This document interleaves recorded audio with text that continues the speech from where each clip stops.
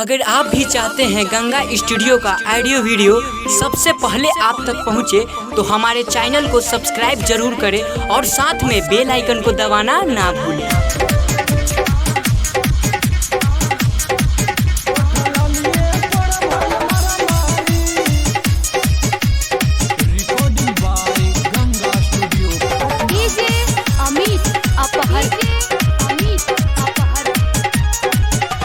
काले पिटवाई देले बारू जाने घरे निकले के मन नहीं करताटे डरे। काले पिटवाई देले बारू जाने घरे निकले के मन नहीं करताटे डरे। तोहर गोरे गाल हो कैलस बबल हो टूटल जाने हमरो यारी। उठला लिए पर भइल मारा मारी।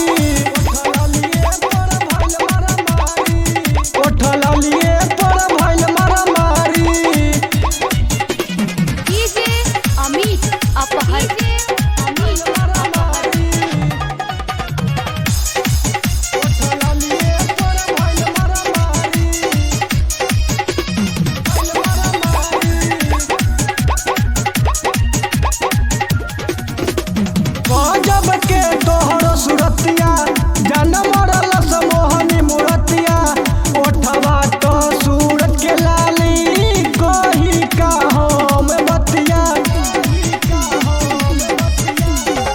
जब के तोहर सुरतिया जन्म रलस मोहनी मूरतिया ओठवा तो सूरज के लाली कोही का हम बतिया। बोलिए के झूठ हो जान तू कोठला लिए पर भइल मारा मारी।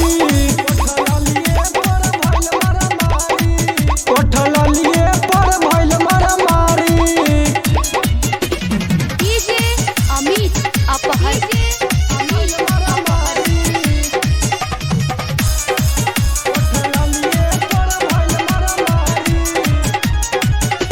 पंकज के कैलू बदनाम हो राजेश के डूब गइल नाम हो। काहे तू ऐसे करेलू प्यादा जवनिया के जाम हो। पंकज के कैलू बदनाम हो राजेश के डूब गइल नाम हो। काहे तू ऐसे करेलू प्यादा जवनिया के जाम हो।